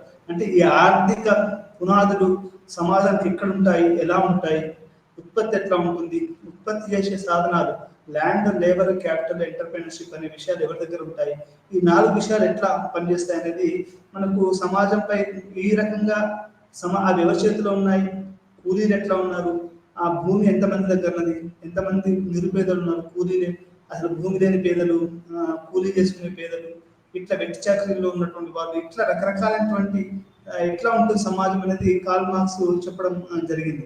ఈ రకంగా సమాజం ఎట్లా ఉంది అనేది మనకు కార్ల్ మార్క్స్ ఆర్థిక పునాదులను అర్థం చేసుకోవడానికి, ఆర్థిక పునాదుల మీద సమాజాన్ని అర్థం చేసుకోవడానికి కార్ల్ మార్క్స్ ఎక్కువ కృషి చేశాడు. దాంట్లోనే డస్ క్యాపిటల్ రాశాడు, కమ్యూనిస్ట్ మేనిఫెస్టో రాశాడు. ఇట్లాంటి అన్ని పుస్తకాలు కూడా ఎక్కువగా కార్ల్ మార్క్స్ మొత్తం ఏ సమాజాన్ని కానీ దాని యొక్క ఉత్పత్తి విధానాన్ని బట్టి ఆ సమాజాన్ని మనం అంచనా వేయాలని చెప్పిన మొట్టమొదటి ప్రపంచ సిద్ధాంతకర్త మనం కార్ల్ మార్క్స్ అని చెప్పొచ్చు. ఆయన గతార్కిక భౌతికవాదాన్ని మరియు డైలెక్టికల్ మెటీరియలిజం అని చెప్పాడు. గతార్కిక భౌతికవాదం అంటే నీకు గతార్కిక అంటే ఒకటి ఇంకొక సిద్ధాంతాన్ని ఎట్లా సంఘర్షించుకుంటుంది, అది ఎట్లా ముందుకెళ్తుంది. చారిత్రాత్మక భౌతికవాదం అంటే చరిత్రలో భౌతికవాదం ఎట్లా చరిత్రను పూర్తిగా పరిశీలించి ఈ భౌతికవాదం అభివృద్ధి ఎలా జరిగిందనేది చూడడం అనేది చారిత్రాత్మక భౌతికవాదం. డైలెక్టికల్ మెటీరియలిజం అంటేనేమో గతార్కిక భౌతికవాదం అంటే ఏంటంటే ఒక ఐడియా ఇంకొక ఐడియాను అది కాన్ఫ్లిక్ట్ చేసి కొత్త ఐడియా వస్తుంది, దాని నుంచి ఇంకో కొత్త ఐడియా వస్తుంది. అట్లా సమాజం ముందర మన యొక్క హెగెల్ చెప్తే కాదు, అది ఉత్పత్తి మీన్స్ ఆఫ్ ప్రొడక్షన్ అంటే ఏవైతే ఉత్పత్తి కారకాలు అభివృద్ధి చెందుతాయో అప్పుడు ఏమైంది అంటే కొత్త అవి పాత మారిపోయి కొత్త ఉత్పత్తి కారకాలు వస్తాయి. అది మొత్తంగా సమాజాన్ని మారుస్తాయి. ఇప్పుడు ఉదాహరణకు మీకు చెప్పాలంటే, అంతకుముందు మనకు స్టీమ్ ఇంజన్ కానీ లేకుంటే బట్టల మిల్లులు కానీ లేవు ఫ్యూడలిజంలో. ఇప్పుడు ఇప్పటికీ మన పల్లెటూరులో చేనేత వస్త్రాలు చేస్తూ ఉంటారు. పాలిస్టర్ అందించినా కానీ ఇంకా చేనేత మీదనే మన భారతదేశం అనేది ఎక్కువగా ఆధారపడి ఉంది. ఎప్పుడైతే మిషన్ వచ్చింది అనుకోండి, మిషన్ వస్తే ఏమైందండి, మొత్తం కొత్త వ్యవస్థ వచ్చి కొత్త వాతావరణం వచ్చేసి మొత్తం సమాజం యొక్క పరిస్థితి మొత్తం మారుతుంది. అంటే ఆయన ఇక్కడ మనం అర్థం చేసుకోవాల్సిన విషయం ఏంటంటే, కార్ల్ మార్క్స్ ప్రకారం ఈ యొక్క చైతన్యం అనేది ఉత్పత్తి కారకాలు మారుతూ ఉంటాయి ఒక సమాజంలో. ఇప్పుడు మధ్య నాకు ఆదిమ యుగానికి మధ్య యుగానికి గల తేడా ఏంటి అంటే ఇనుము రావడం. అంటే అక్కడ ఉత్పత్తి చేసి ఇనుము అని వచ్చిన తర్వాత మొత్తం సివిలైజేషన్ మొత్తం రెవల్యూషనైజ్ అయింది, అంటే ఒక విప్లవీకరించబడ్డది. అప్పటి నుంచి ఇదంతా కూడా మనకు మొత్తం మధ్య యుగాలు మొత్తం అట్లా మధ్య యుగాల నుంచి ఆధునిక యుగంలో రావడానికి స్టీమ్ కనుక్కొని ఒక ఉత్పత్తిని చేయడం అనేది, అది అంటే ఉత్పత్తి కారకాలలో ఒక వస్తువును ఉత్పత్తి చేసే కారకాలలో మార్పు రావడం వల్ల సమాజం మారుతుంది అనేది కార్ల్ మార్క్స్ చెప్పాడు. దాంట్లో మతానికి సంబంధించినటువంటి ఎటువంటి ఆయన దాని గురించి ఎక్కువగా టచ్ చేయలేదు. అంటే ఇట్లా మనిషి అనేది యొక్క ఇట్లాంటి పరిస్థితులు ఉంటాయని కార్ల్ మార్క్స్ ఎక్కువగా మోడ్ ఆఫ్ ప్రొడక్షన్ అంటే ఉత్పత్తి విధానం మీద ఆయన ఎక్కువగా రాశాడు. Ancient mode of production, medieval mode of production, అతను మోడర్న్ మోడ్ ఆఫ్ ప్రొడక్షన్, అతను కమ్యూనిజం ఉంటుందని ఆయన చెప్పాడు. అంటే ఆదిమ సమాజం ఉంటుంది, ఆదిమ సమాజం నుంచి మధ్య యుగాల నుంచి ఆధునిక యుగము, ఈ రకమైనటువంటి యుగాలు ఉంటాయి అనేది కార్ల్ మార్క్స్ గారు చెప్పారు. ఆయన కమ్యూనిస్ట్ మేనిఫెస్టోలో కూడా ఏం చెప్తాడు అంటే, ఈ యొక్క వర్గ దోపిడీ, ఈ పెట్టుబడిదారి విధానం అనేది వర్గ దోపిడీపై ఆధారపడి ఉంటుంది. అంటే కోట్లాది మంది శ్రమని ఒక్కడో ఇద్దరు 1% ఈటింగ్ ది 99% పీపుల్స్ లేబర్. అది కార్ల్ మార్క్స్ ఏంటంటే నిర్దిష్టమైన పెట్టుబడిదారి విధానం అనేది ఒక నిర్దిష్టమైన దోపిడీ కలిగి ఉంటుంది. కాబట్టి ఏదైతే కార్మికులు చైతన్యం పొందుతారో ఆ రోజు మొత్తం పెట్టుబడిదారి సమాజం పోయి డిక్టేటర్షిప్ ఆఫ్ ది ప్రాలెటేరియట్ అంటే ఒక కార్మిక నియంతృత్వం కిందికి సమాజం వస్తుంది. ఇప్పుడు రష్యా అయినా కానీ, చైనా అనే కానీ, లేకపోతే నీకు కొన్ని థాయిలాండ్, కొన్ని కంట్రీస్లలో మొత్తము ఇట్లా ఏదైతే ఈ కమ్యూనిస్ట్ పార్టీలో పనిచేసినటువంటి వ్యక్తులు, సాదాసీదా వ్యక్తులు, పెద్ద పెద్ద ముఖ్యమంత్రులు, ప్రధానమంత్రులు అయ్యి దేశాన్ని నడిపిస్తున్నారు. అంటే డిక్టేటర్షిప్ ఆఫ్ ది ప్రాలెటేరియట్ అక్కడ అది ఆ రకంగా ఉంటుంది సమాజం అనేది. దోపిడీ సమాజంపై చివరికి కమ్యూనిజం వస్తుంది అనేది ఆయన ఆర్థిక పరమైనటువంటి విషయాల పట్ల కార్ల్ మార్క్స్ ఎక్కువ ఫోకస్ చేశాడు, పనిచేశాడు. మతం గురించి ఆయన ఏమంటాడు అంటే, ఈ పెట్టుబడిదారి విధానంలో మతం అనేది 3 రకాలుగా ప్రభావితం చూస్తుందని చెప్తాడు. ఒకటేమో ఈ సమాజంలో నిజమైన దోపిడీ పరిస్థితులను కప్పి ఉంచే భ్రమ, ఇట్ అన్వైల్స్ ది ఎక్స్‌ప్లాయిటేషన్. ఇప్పుడు ఒకరికి దోపిడీ గురవుతుందండి, వాడికి 100 రూపాయలు ఇవ్వాల్సి ఉంటే వీడు మతం వాడు ఏమంటాడు, వాడు గౌరవం కొద్దా 100 రూపాయలు వదిలేయాలి అంటాడు. అదేంటి అంటే మతం అనేది మీకు మనిషి యొక్క దోపిడీని కప్పి ఉంచే భ్రమ అనేది ఆయన మొదటిగా కార్ల్ మార్క్స్ చెప్పాడు. అంటే ఒక మనిషిని తన యొక్క శ్రమ విలువ పొందకుండా అది ఒక దోపిడీని కల్పింపజేస్తుంది అనేది మనం అర్థం చేసుకోవాలి. రెండోది ఏంటంటే తేలికపాటి రూపంలో అయినప్పటికీ నిరసన యొక్క విధానం, అంటే ఇది కైండ్ ఆఫ్ ప్రొటెస్ట్ అనేది కూడా ఆయన చెప్తున్నాడు. మూడోది మతాన్ని విస్మరించవచ్చు, మతాన్ని విమర్శించడం ద్వారా కాదు, మతాన్ని పెంచే సామాజిక పరిస్థితిని మార్చడం ద్వారా. ఇప్పుడు మనం మతం అనే యొక్క ప్రభావం ఎక్కువ లేకుండా చేయొచ్చు. మీకు మంచి ఉదాహరణ చెప్తాను. మీరు ఎప్పుడైనా గుర్తుంచుకోండి, పేదోళ్ళైనటువంటి హిందువులైనా, ముస్లింలైనా, క్రిస్టియన్లైనా, వాడు ఏ మతమైనా ఏ కులమైనా కానీ పేదోళ్ళకి ఎక్కువ ఉంటుంది. ఎట్లా అంటే మతం పట్ల బాగా అదన్నట్టు వాళ్ళు పేద పిల్లలు ఇవన్నీ ఎక్కువగా చేస్తారు, పేద కుటుంబాలు కానీ, పేద సమాజాలు కానీ. అంటే దానికి పోవాలంటే దాని యొక్క సామాజిక ఆర్థిక పరిస్థితిని మారిస్తే అసలు ఈ మతాన్ని మనం పెద్ద విస్మరించవచ్చు. నువ్వు కోరుకు తింటేంటి, నువ్వు బీఫ్ తింటేంటి, నువ్వు ఇంకేం తింటేంటి, నువ్వు నాకు సామాజిక పరిస్థితుల్ని మనం మార్చవలసి ఉంటుంది అనేది. దీని ద్వారా మనం మతాన్ని దాని యొక్క ప్రభావాన్ని మనం తగ్గించవచ్చు అనేది మనకు కార్ల్ మార్క్స్ గారు చెప్తా ఉన్నారు. మతంపై మ్యాక్స్ ఒక దృక్పథం. అసలు ఇప్పుడు ప్రధానమైనటువంటి మనం దాంట్లోకి వచ్చాం. మతము సైన్స్, కళలు, పరిపాలన మరియు రాజకీయాల్లో మార్పులకు అర్థం చేసుకోవడానికి వెబేరియన్ హేతుబద్ధీకరణ భావనను వర్తింపజేస్తాడు. వెబరు హేతుబద్ధీకరణ అనే ఒక రేషనలైజేషన్ అనే ఒక పదాన్ని ఆయన తీసుకొచ్చాడు. ఆయన ఏమంటాడు అంటే, యూరోప్ మొత్తం హేతుబద్ధీకరణ ఎక్కువ జరిగింది. అంటే హేతుబద్ధీకరణ రేషనలైజేషన్ జరిగింది. మతం రేషనలైజేషన్, కులం అంటే ప్రాంతాల రేషనలైజేషన్, అంటే ఇండస్ట్రియల్ నీకు ఈ కార్మిక యొక్క పారిశ్రామిక విప్లవం అనేది హైయెస్ట్ ఫార్మ్ ఆఫ్ రేషనలైజేషన్ జరిగింది. అంటే హేతువాదంలో ఒక శిఖరాయమానము యొక్క వెస్ట్ లో జరిగింది, అది ఈస్ట్ లో జరగలేదని మ్యాక్స్ వెబర్ చెప్తాడు. అంటే ఎట్లా అంటే ఇప్పుడు ఒకప్పుడు మనకు నాలెడ్జ్ లో చరుకుడు, లేకపోతే ఆర్యభట్టుడు, అమర్త్యసేన్ కూడా చెప్పాడు, వీళ్ళంతా ఇండియా లీడింగ్ లో ఉండేది చాలా విషయాల్లో. ఎప్పుడైతే ఈ రేషనలైజేషన్ మనం చేయలేదు, ఎక్స్పెరిమెంటల్ మెథడ్ మనం ఉపయోగించలేదో, అప్పుడు ఇండియా వెనుకబడిపోయింది అనేది మనకు మ్యాక్స్ వెబర్ చెప్పాడు. ఎట్లా అంటే ఒకప్పుడు నాలెడ్జ్ లో పేరుగాంచినటువంటి తక్షశిల, నలంద, ఆ తర్వాత ఇట్లాంటి విశ్వవిద్యాలయాలు, ఇట్లా భారతదేశము, చైనా లాంటి మందు గుండు సామాగ్రిని, పేపర్ కనుక్కున్న చైనా, ఆ తర్వాత ఈజిప్ట్, ఈ మూడు కూడా ప్రముఖంగా అంటే నాలెడ్జ్ లో ఎక్కువగా వీళ్ళు ప్రధాన పాత్ర పోషించేవారు. కానీ ఇది ఏమైంది అంటే ఇది కొద్ది కొద్దిగా పోయి ఈ రోజు కొంచెం పతన వ్యవస్థలోకి వచ్చారు. మన భారతీయులందరూ కూడా ఈ రోజు అమెరికాలోనో, లండన్ లోనో, ఎక్కడనో పని చేసుకుని బతకవలసినటువంటి అవసరం వస్తుంది. ఎందుకు ఇట్లా జరుగుతుంది? అమర్త్యసేన్ ఇండియాలోనే ఉండొచ్చు, నోబెల్ ప్రైజ్ పొందొచ్చు కదా, అంటే ఇక్కడ అంత ఫెసిలిటీస్ లేవు. మీకు సర్ చంద్రశేఖర్ వీళ్ళు కూడా వాళ్ళు విదేశాల్లో పోయి అక్కడ ల్యాబ్లు పెద్దగా ఉంటాయి. మీకు సైన్స్కి ఎక్కువగా ఇప్పుడు బ్రిటిష్ మీకు royal society, royal anthropology, royal science and technology ఉన్నంతగా మన భారతదేశంలో ఉండకపోవచ్చు. అక్కడ నీకు రామానుజన్ కూడా లండన్ పోయాడు. అంటే ఈ రకంగా శాస్త్ర సాంకేతిక అభివృద్ధి అనేది హైగా జరిగింది అక్కడ. ఇక్కడ రేషనలైజేషన్ అనేది, హేతుబద్ధీకరణ అనేది అక్కడ ఎక్కువగా జరిగింది. అది మతంలో జరిగింది, మన పారిశ్రామికంలో జరిగింది, వ్యక్తిగత జీవితంలో జరిగింది, కుటుంబాలలో జరిగింది. ఇప్పుడు భారతదేశంలో ఏం చేస్తారండి, ఒక అమ్మాయి ఒక అబ్బాయిని ప్రేమించకపోతే అని చంపడాలు అవి చేస్తూ ఉంటారు. కానీ హేతుబద్ధీకరణ అది హేతువాదం కాదు కదా, చంపడం ఏంటి, అదేంటి తప్పు కదా. అంటే హేతుబద్ధీకరణ కాలేదు. ఈ అమ్మాయి, నీకు ఇష్టమైన అమ్మాయిని నువ్వు ప్రేమించు, ఆ అమ్మాయికి ఇష్టమైన అబ్బాయిని ఆ అమ్మాయి ప్రేమిస్తాడు, అంతే తప్ప ఇక్కడ మధ్యలో అది హేతువాదం. అంతేగాని ఒక మనిషి అక్కడ అది ఇప్పుడు మరి అమెరికాలో కానీ యుఎస్ లో కానీ ఒక అమ్మాయి ఒక అబ్బాయికి నచ్చలేదు అంటే వాళ్ళు సాదాసీదాగా విడిపోతారు, దాంట్లో పెద్దగా వాళ్ళు ఫీల్ కాదు.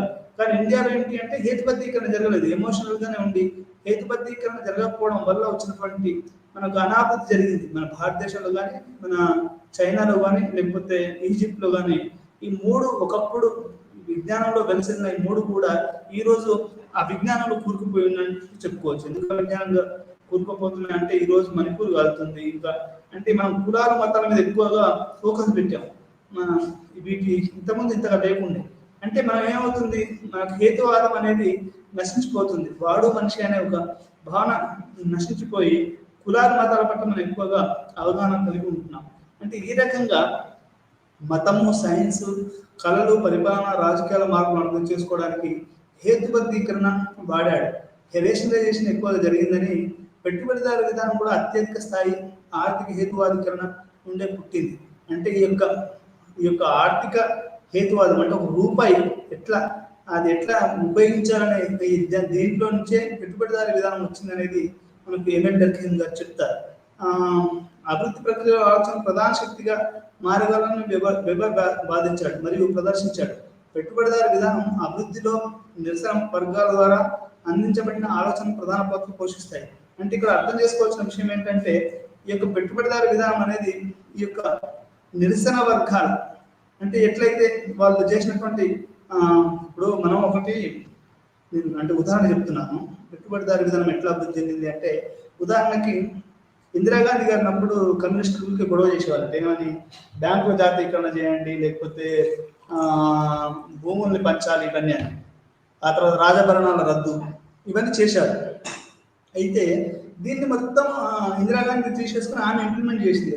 బ్యాంకుల జాతీయకరణ చేసింది, ఆ తర్వాత రాజభరణాలు రద్దు చేసింది, ఆ తర్వాత ల్యాండ్ రిఫార్మ్స్ ని, ఇప్పుడు ఇందిరమ్మ ఇల్లు అంటారు, మీకు ఊర్లలో పోతే అది ఇందిరమ్మ కాలనీ ఎట్టమ్మ అంటే అది చూపిస్తారు, దళితవాడలో అని చూపిస్తారు. అంటే ఇక్కడ ఏమైంది, ఆమె నిరసన ద్వారా వచ్చినటువంటి ఆలోచనలను అది అందిపుచ్చుకొని ఆమె వాటిని అమలుపరిచింది. ఇది మనం అర్థం చేసుకోవాల్సిన విషయం. అంటే ఇది హేతుబద్ధీకరణ అంటారు, దీన్ని రాజకీయాలలో రేషనలైజేషన్ అంటారు. అది యూరోప్ లో జరిగింది, భారతదేశంలో జరగలేదు. పశ్చిమ మరియు తూర్పుతో విభేదించినప్పుడు వెబర్ పశ్చిమంలో మాత్రమే హేతుబద్ధీకరణ అధిక స్థాయిలో చేరుకున్నట్టు కనుగొన్నాడు. ఉదాహరణకి సైన్స్ తీసుకుంటే వెబర్ మాట్లాడుతూ పాశ్చాత్య నాగరికతలో మాత్రమే సైన్స్ అభివృద్ధిలో ఉన్నత దశకు చేరుకుంది. ఆయన దృష్టిలో భారతదేశం, చైనా, ఈజిప్టు గొప్ప విజ్ఞాన సాంప్రదాయాన్ని కలిగి ఉన్నప్పటికీ ప్రయోగాత్మక పద్ధతి లేకపోవడం వల్ల ఆర్థిక అభివృద్ధిలో వెనుకబడి ఉన్నాయని చెప్పాడు. అంటే ఈ యొక్క ఎక్స్పెరిమెంటల్ మెథడ్, ఇప్పుడు ఏదైనా ఒకటి కొత్త చేయడానికి మనం భయపడతారు. అది ఒకప్పుడు భారతదేశము, చైనా, ఈజిప్టు గొప్ప విజ్ఞాన సాంప్రదాయం కలిగినటువంటి ఈ దేశాలు ఈ రోజు ఎందుకు వెనుకబడ్డాయి అంటే దానికి గల కారణం ఏంటి అంటే హేతుబద్ధీకరణ లేకపోవడము, ఆ తర్వాత ప్రయోగాత్మకంగా పనులు చేయకపోవడం. అదే మూస పద్ధతులు, మనం సినిమాలు తీసుకున్నా, మీరు ఏది తీసుకున్నా కానీ అంత మూస పద్ధతిలో నడుస్తూ ఉంటుంది భారతదేశంలో, కానీ ప్రయోగాత్మకంగా జరగదు. అందుకనే ఒకసారి బాలగోపాల్ చెప్తా ఉండే ఏమనంటే, ఇండియన్ సినిమాలు తెలుగు సినిమాలు అంటే ఏం లేవు, తెలుగు సినిమా ఉంది, ఇండియన్ సినిమా ఉంది అంతే. అంటే దాంట్లో వైవిధ్యం లేదు అని అర్థం. అంటే అదే పాటలు, అదే సోది, అదే ముచ్చట్లు, అదే డ్యాన్సులు, అదే అట్లా ఉంటుంది. అంటే దాని అర్థం ఏంటంటే మనం సృజనాత్మకంగా ప్రయోగాత్మకంగా సినిమాలు తీయడం అనేది మనం చేయట్లేదు. దానివల్ల ఏమవుతుంది, మనకు నాలెడ్జ్ అనేది లేకపోతుంది, మనకు నాలెడ్జే ఉండకపోతుంది. అట్లా దీనివల్ల ఇవన్నీ భారతదేశం అనేది వెనుకబడిపోయింది. ఈజిప్ట్, చైనా ఇవన్నీ ఒకప్పుడు భారతదేశం మూడు కూడా ఒకప్పుడు గొప్ప విజ్ఞాన శాస్త్రం కలిగి ఉన్న ఈ మూడు దేశాలు ఈ రోజు వెనుకబడడానికి కారణం ఏంటంటే దీనికి ఎక్స్పెరిమెంటల్ మెథడ్. మనం ప్రయోగాలు చేయము, మనం ఉన్న కాడనే జాబ్ కావాలి, ఉన్న కాడనే అన్ని కావాలి. ఇది ఒక రోగం. భారతదేశంలో ఉన్న ఒక మానసిక రోగం ఏంటి అంటే వాడు ఉన్న ఊర్లోనే ఉన్న ఇంట్లోనే అన్ని గవర్నమెంట్ జాబ్లు కావాలి, వాడు వేరే వాళ్ళకు పోడు, అట్లా వాడు వేరే దేశాలకు పోడు, వేరే దానితో మాట్లాడాడు. మీకు ప్రయోగాత్మక లేకపోతే ఇంకేమొస్తుంది, అసలు నాలెడ్జ్ రాదు. ఈ రకంగా ఈ యొక్క తూర్పుకును పశ్చిమానికి గల తేడా ఉందని పశ్చిమ దేశాలు కూడా మొత్తం రేషనలైజేషన్ అంటే హేతుబద్ధీకరణ జరిగింది. ఆ సంగీతంలో, సాహిత్యంలో అన్నింటిలో కూడా హేతుబద్ధీకరణ జరిగింది. వేరే దాంట్లో జరగలేదనేది మనకి ఇక్కడ చాలా విషయం.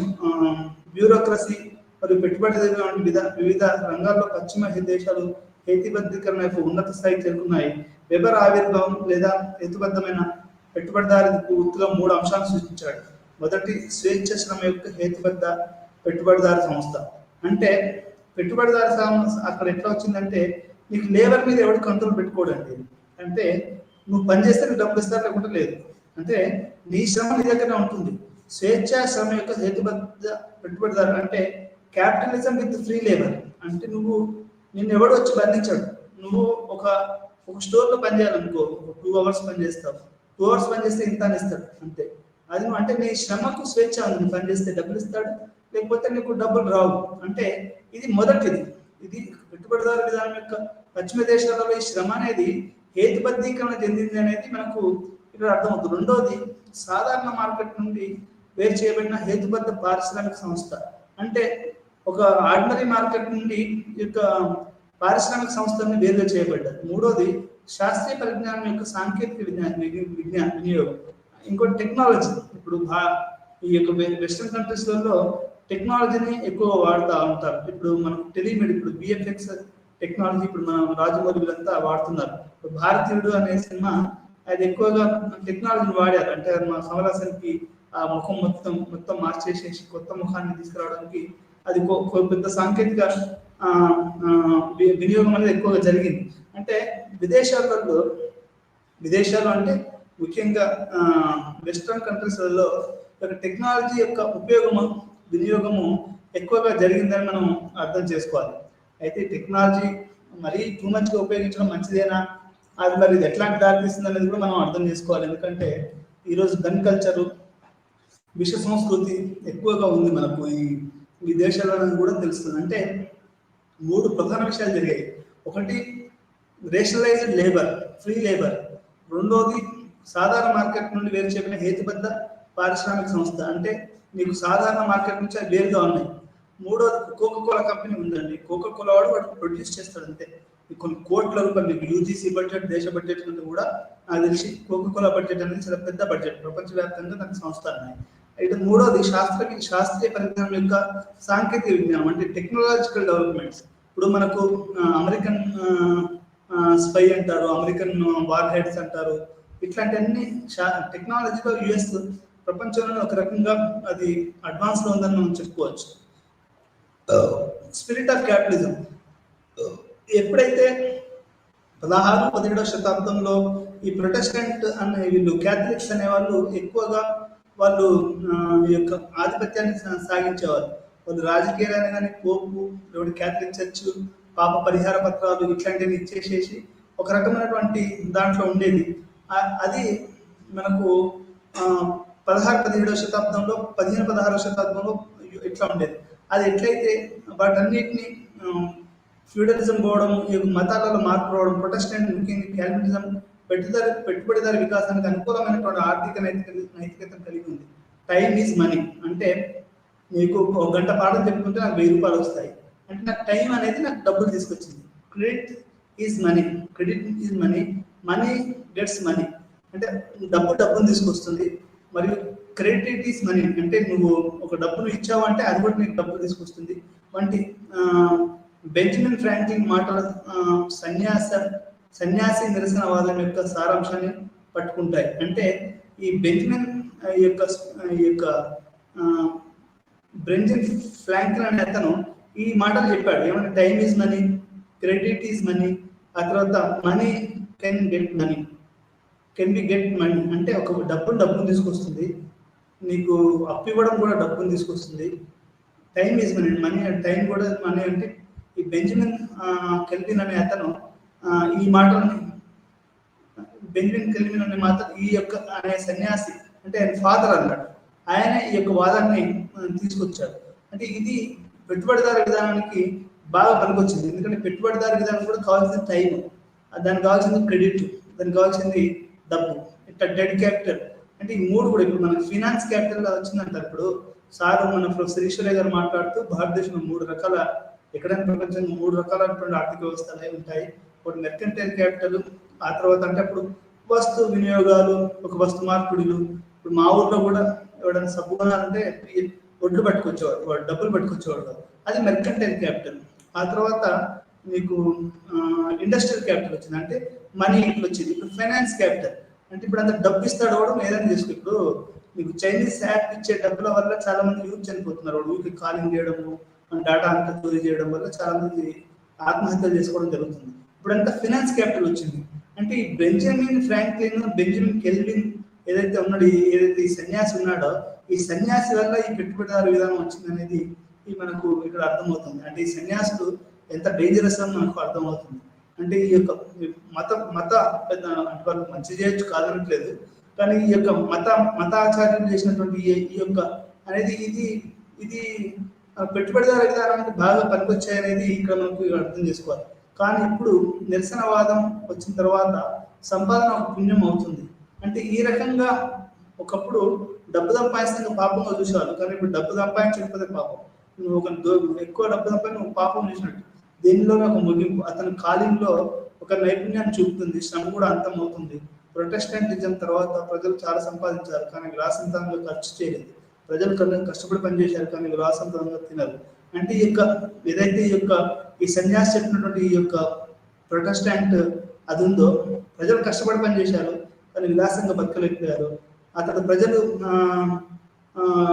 వాళ్ళు సంపాదించారు కానీ విలాసంగా ఖర్చు చేయలేకపోయారు. ఈ రకంగా విలాసంగా ఖర్చు చేయరు, విలాసంగా బతకలేరు.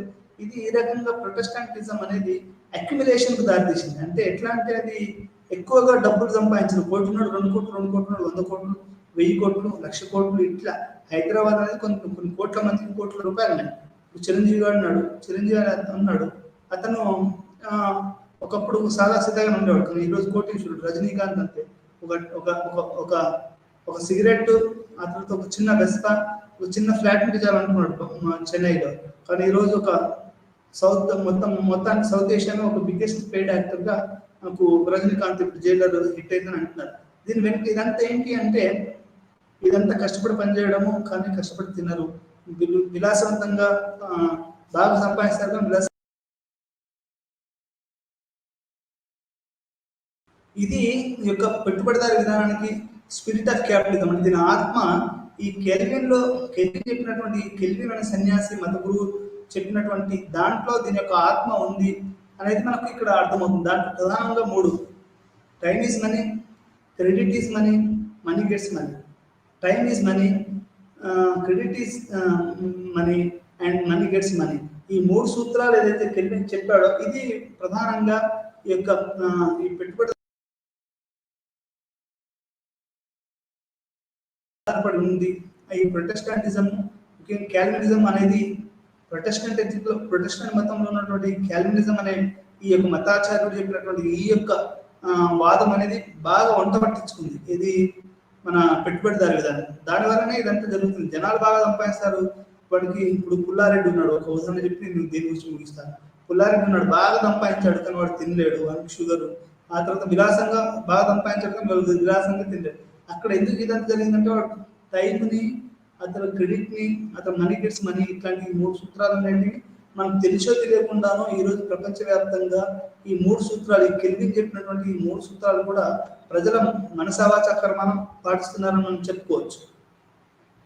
కాలింగ్ సెన్స్, క్యాథలిక్లు, లూథరన్లు మరియు క్యాల్వినిజం మీద కాలింగ్ అనే శ్రమను అర్థం చేసుకోవడం ప్రధాన తేడా. అంటే ఈ శ్రమను ఎట్లా అర్థం చేసుకోవాలంటే, క్యాథలిక్ల కోసం పిలుపు అని అంటే సన్యాసానికి అనుకూలంగా ప్రపంచాన్ని త్యాగించడం.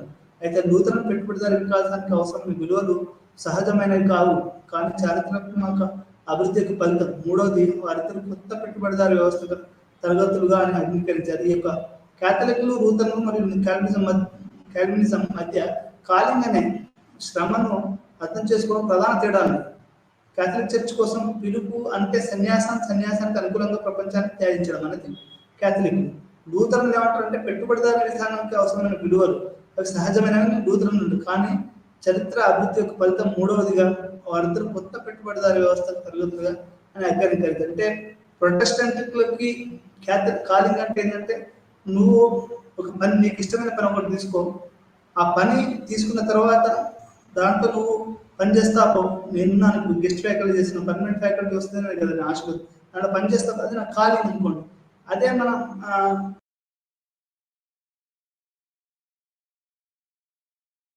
నీకు ఇప్పుడు నన్ను ఉంది, మదర్ తెరిసా ఉంది, ఆమె క్యాథలిక్. ఈమె ఒక సన్యాసిగా చేరింది. ఆ చేరి వేరే చాలా మంది అనాథలకి, అభాగ్యులకి ఆమె సేవ చేసిన తర్వాత అంటే సన్యాసం తీసుకోవడానికి అనుకూలంగా మరి ప్రపంచాన్ని త్యజించాడు. అంటే ఈ ప్రపంచాన్ని వదిలేసి మనం వేరే ప్రపంచంలో పోవడం అనేది మదర్ తెరిసా చేయడం. అంటే ఇది క్యాథలిక్లు నమ్ముతారు. లూథరన్స్ మరియు క్యాపిటలిస్టులు ఏమి నమ్ముతారు అంటే ఇది సహజమైనటువంటి కోరికలు, వీటిని ఈ రకంగా పెట్టుబడిదారి విధానం వచ్చింది అనేది. అంటే నువ్వు దేవుణ్ణి చేరుకోకపోవడం ప్రపంచాన్ని ఇదంతా ఎట్లా తెలుస్తుంది అంటే, మనకు ఎవరు దేవుని చేత ఎన్నుకోబడ్డారు, ఎవరు ఎన్నుకోబడ్డారు అనేది ఎవరు చెప్పడం కష్టము. కాకపోతే నువ్వేం చేయాలి అంటే, నువ్వు జీవితంలో ఏం చేయాలంటే నువ్వు ఏదైతే చేయదలుచుకున్నావో అది నువ్వు చేస్తావు. ఒక ఉదాహరణకి నువ్వు ఒక పెద్ద సాఫ్ట్వేర్ ఇంజనీర్ అనుకున్నావు, సత్యం నారాయణ లాగా. అతను అట్లా అంటే నువ్వు అట్లా తీసుకొని అదే దేవుని చేరుకోవడం అని చెప్తారు అన్నట్టు. You are reaching the highest point, the perfect point in your career is అనే కైండ్ ఆఫ్ కాలింగ్ అనేది మనకు ఈ క్యాల్వినిజం అనేది లూథరనిజం ప్రొటెస్టెంట్ చెప్తుంది. ఇది ఏంటంటే ఇది పెట్టుబడిదారి విధానానికి బాగా పనికొచ్చింది. ఇట్లా పెట్టుబడిదారి విధానం అనేది మనకు అభివృద్ధి చెందింది అనేది తెలుస్తుంది. ఈ యొక్క ఏదైతే ఈ యొక్క ఈ క్యాల్వినిజం ఇంకోటి ఏం చెప్తుంది అంటే, నువ్వు దేవుని చూడితే నువ్వు ఎన్నుకోబడ్డావా లేదా అనేది కూడా అనే ప్రశ్నకి క్యాల్వినిజం అనేది ఆన్సర్ ఎక్కడ చెప్పదు. అది ఏంటంటే నువ్వు పనిని తీసుకో, దాంట్లో పని చేస్తావో, ఏదో ఒక రోజు నువ్వు గొప్పవానికి అవుతావు. నీ యొక్క శ్రమ అదే దేవుని చేరుకోవడము అనేది, శ్రమకు ఎక్కువగా విలువనివ్వడము.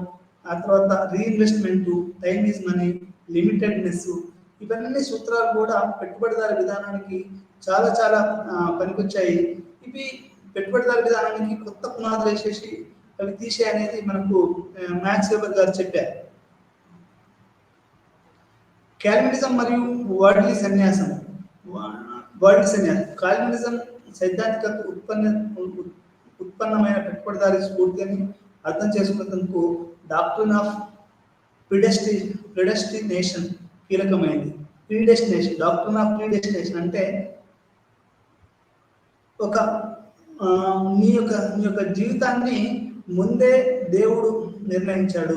ఇప్పుడు అబ్బాస్ అనేవాడు దేశంలో పుట్టాడు, ఇంకెవరో మల్లె అనే ఒక చోట పుట్టాడు. వీళ్ళ పుట్టినప్పుడే దేవుడు అప్పుడే వీళ్ళ యొక్క విధిరాత అంటారే, దానికి దాని విధిరాత అంతే అంటారు. ఈ ప్రీడెస్టినీ అంటే విధిరాత అంటే వీడు ఎందుకే పుట్టాడు అనేది ఉంది. దీన్ని క్యాలవినిజం అనేది చెప్తుంది, డాక్ట్రిన్ ఆఫ్ ప్రీడెస్టినేషన్. ఏదైతే దేవుడు నిన్ను ఆల్రెడీ కొన్నిటి వాటికి నిన్ను సృష్టించాడని చెప్పడము, దేవుడు ఇప్పటివరకే కొందరిని నిత్య జీవితం అంటే మోక్షం అంటే వాళ్ళకి ఎటర్నల్ లైఫ్ ఉంటుంది, మరికొందరికి శాశ్వత మరణం అంటే ఖండన. వాళ్ళు ఎంత పని చేసినా కానీ వాళ్ళని కొడుతూనే ఉంటారు, తిడుతూనే ఉంటారు, తంతూనే ఉంటారు అన్నట్టు.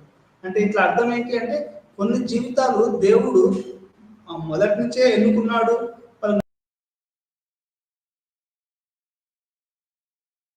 వాళ్ళు ఎప్పుడు నవ్వుతూనే ఉంటారు, హ్యాపీగా ఉంటారు, వాళ్ళకి ఆర్థిక సమస్యలు ఉండవు, వాళ్ళు ఎవరైనా అడిగినా సహాయం చేస్తారు.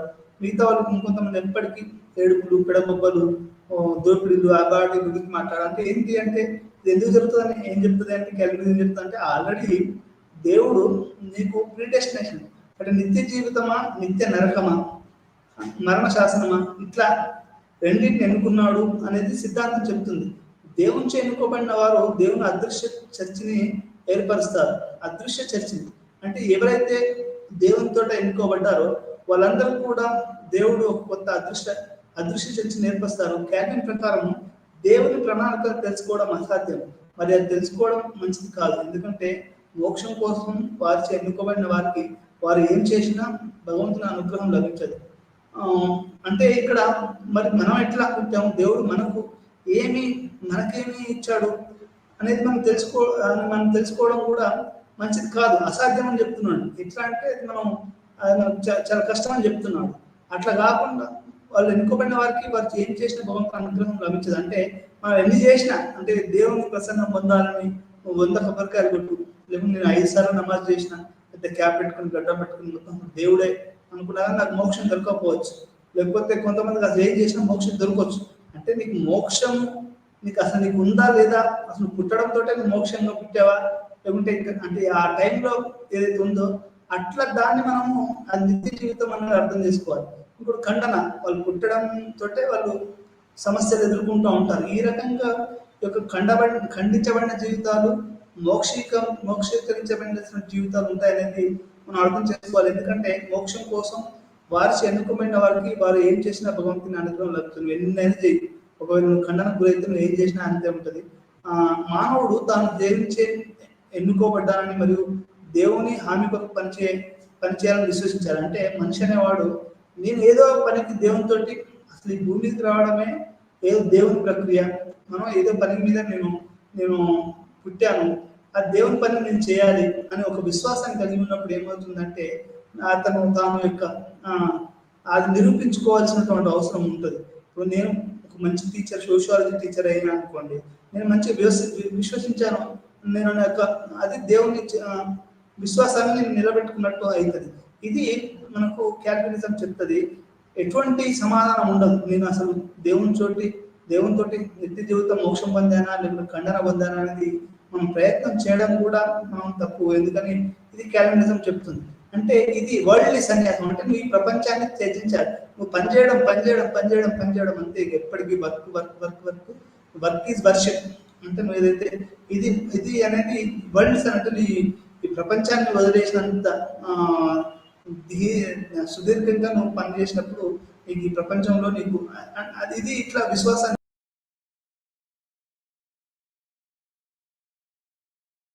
ఖండన పొందుతావా అనేది మనకు తెలుసుకోవడం సాధ్యం కాదు. నువ్వు పనిచేయడం ద్వారానే నువ్వు విశ్వసించాలి దేవుని కొరకు. నన్ను ఏదో పని మీద దేవుడు సృష్టించాడు, నేను ఆయన గురించి మనం పనిచేయాలి అని విశ్వసించడం ద్వారా ఈ విశ్వాసం నువ్వు పని చేసుకుంటా పోతే అప్పుడు అదే నీ యొక్క జీవిత పరమార్థం అనేది మనకు క్యాల్వినిజం చెప్తుంది. ఇది ఈ పెట్టుబడిదారి విధానాన్ని దారితీసింది అనేది మనకు అర్థమవుతుంది. ఇది ఇంతటితో ఈ పాఠాన్ని మనము ఇంకొక స్లైడ్ చెప్పుకుందాం. ముందుగా నిర్ణయించే సిద్ధాంతం అనేక సామాజిక మానవ ప్రభావం సృష్టిస్తుంది. అంటే ఈ రకంగా మనం ఈ యొక్క మొదటిగా ఒక వ్యక్తి ఒంటరిగా ఉండిపోతాడు. అంటే ఈ రకంగా విశ్వాసాలే ఈ పెట్టుబడిదారి విధానానికి దారితీసాయని చెప్తాం. ఇంతటితో ఈ యొక్క పాఠాన్ని ముగిద్దాం. పాఠం మళ్ళీ కలుద్దాం.